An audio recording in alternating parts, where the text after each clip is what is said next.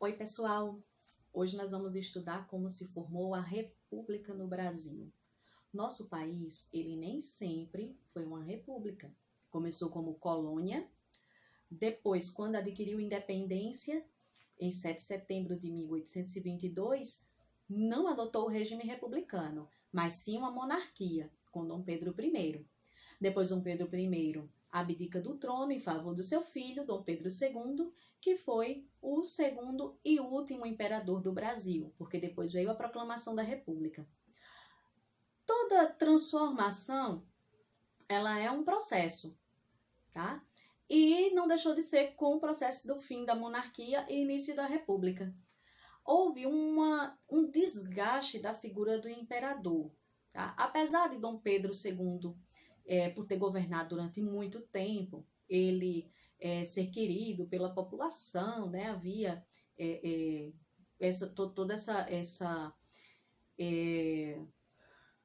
história em cima da figura dele ser uma figura querida pela população, mas ele já estava ficando velhinho, né? E as pessoas velhinhas morrem, e na monarquia, o sucessor, a monarquia ela é hereditária, então o sucessor tem que ser, o cargo tem que ser passado para os seus descendentes. Só que Dom Pedro II, ele não tinha filhos do sexo masculino, ele tinha duas filhas, a Isabel, né, a famosa princesa Isabel, que assinou lá a Lei Áurea, e a Leopoldina.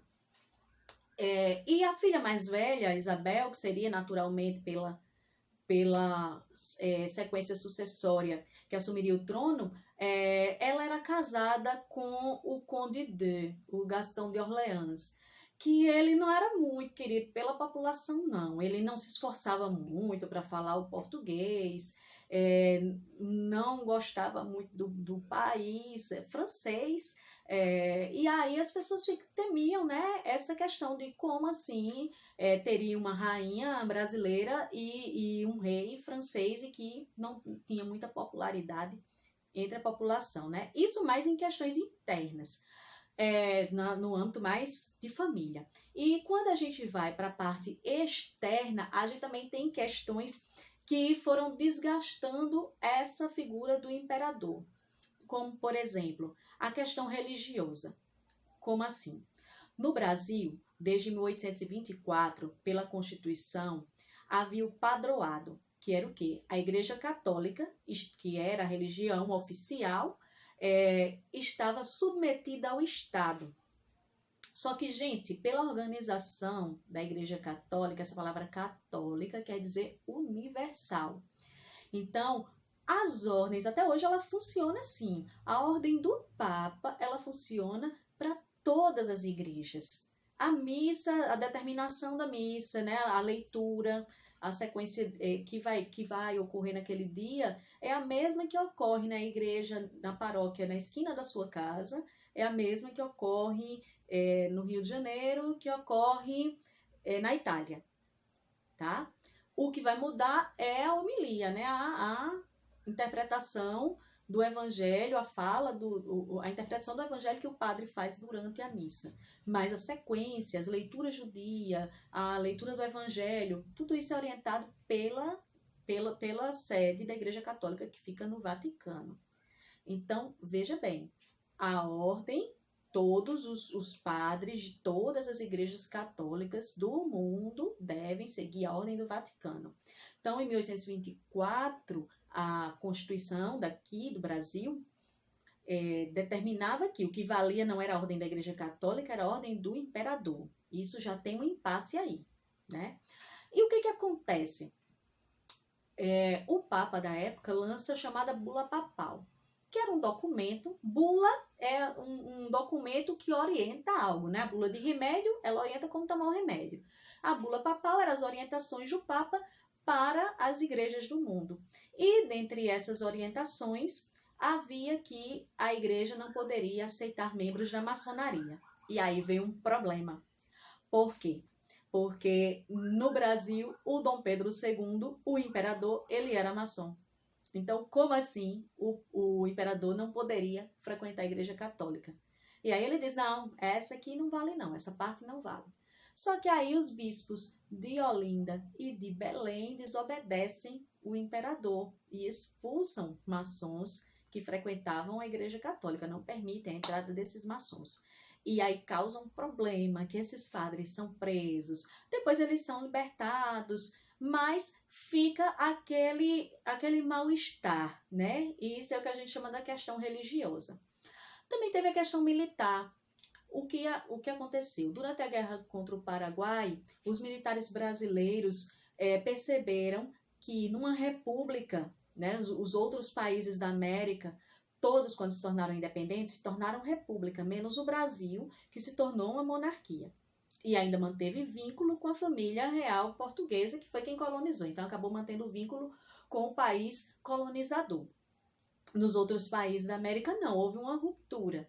Né? Foram as elites locais, não deixou de ser elite, mas foram as elites locais que tomaram poder e fundaram repúblicas. E esses militares perceberam que na república os militares tinham mais destaque, tinham cargos melhores. E aí, o que acontece? Eles começam a aderir a ideias republicanas. Além disso, no dia 13 de maio de 1888, aí a gente já entra em outra questão, que é a questão abolicionista, quando a princesa Isabel assina a Lei Áurea, abolindo o trabalho escravo no Brasil, o trabalho escravizado no Brasil, ela conquista a antipatia de vários fazendeiros, e esses fazendeiros passam a apoiar a causa republicana, tá? Porque eles perdem sua principal força de trabalho, que imagina só, você tinha uma série de trabalhadores que não pagavam nada e você perde tudo isso e passa a ter que usar o trabalho assalariado. Então, para eles, foi uma perda grande. E aí eles se voltam contra o Império. Então, o Império já estava bem enfraquecido. E aí, o que acontece? Acontece, então, o fortalecimento desse movimento republicano. Os militares já estavam, como eu disse antes, tramando para a implantação de um regime republicano, porque assim teriam mais autonomia, mais atuação política, segundo eles. E aí eles estavam planejando, de fato, um golpe, porque a proclamação da República no Brasil foi um golpe. O golpe político, ele não é uma novidade inventada recentemente. O Brasil teve uma série de golpes políticos ao longo da sua história. Tá? A gente pode até dizer que faz parte da cultura política do Brasil. E aí, os militares queriam que o Deodoro da Fonseca, o famoso Marechal Deodoro da Fonseca, né, nosso primeiro presidente da República, que ele comandasse tudo isso. Então, estavam tramando um golpe para a deposição do imperador, para retirar o imperador do poder, e esse golpe estava marcado para acontecer no dia 20 de novembro. Só que no dia 14 de novembro, surgiram boatos, e depois se confirmaram que eram boatos mesmo. Olha aí as fake news, como eu digo sempre, mais uma fake news na história. Surgiram boatos de que o governo tinha mandado prender o Deodoro da Fonseca e o Benjamin Constant. E aí eles anteciparam esse golpe do dia 20, que ocorreria dia 20 de novembro, ocorreu no dia 15 de novembro de 1889. Foi através desse golpe, eles tomaram o quartel do Rio de Janeiro, retiraram, que o Rio de Janeiro era a capital do Brasil na época, viu, gente? Então, por isso, os eventos aconteceram no Rio de Janeiro. Eles retiraram o ministro da Defesa e tiraram o poder do imperador. No outro dia, a família real brasileira, né, Dom Pedro, sua esposa, suas filhas, seus netos, foram todos mandados embora para Portugal para evitar uma retomada dos monarquistas. E através desse golpe é implantada a República no Brasil. O Deodoro da Fonseca, ele é eleito o primeiro presidente, eleito indiretamente, eleito pela Assembleia Constituinte. O Brasil se torna uma república federativa. A bandeira imperial, ela é substituída imediatamente por uma outra bandeira, tá? Se muda o símbolo nacional, se acaba o regime de padroado, igreja e Estado também passam a ser coisas separadas. as províncias, né, deixam de ser províncias, passam a ser estados e são nomeados presidentes para essas regiões, que era chamado presidente de província, presidente de estado. Depois de 1930, que é um assunto que a gente ainda vai estudar, aí é que passa a se chamar governador, tá certo? E aí a gente tem o início do período republicano no Brasil, que teve duas fases, tá? A República Velha, que começa em 1889, vai até 1930, o período conhecido como República Velha. Ele teve duas fases, que foi a República da Espada, que foi essa república comandada pelos militares, que tivemos dois presidentes, o Deodoro da Fonseca e depois o Floriano Peixoto, e a República Oligárquica, que é a República dos Coronéis, que vamos estudar mais para frente, tá?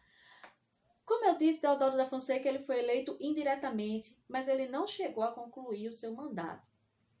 Ele teve vários atritos com o Congresso, tá? Ele tentou fechar o Congresso, porque o Congresso estava limitando a atuação dele, ele tentou colocar algumas leis para ter um pouco mais de poder, ter uma atuação sem muita intervenção, e o Congresso não permitiu isso. Então, por uma série de atritos com o Congresso, ele acaba renunciando, e quem assume o poder é o vice, o Floriano Peixoto, que é quem dá prosseguimento ao governo. E o Floriano Peixoto também teve atritos, mas no caso com os governadores dos estados, com os presidentes dos estados. E ele enfrentou dois movimentos, a Revolta da Armada e a Revolução Federalista, e conseguiu vencer os dois e concluir o seu cargo. Então, gente, por hoje a gente encerra e até a próxima aula. Tchau, tchau.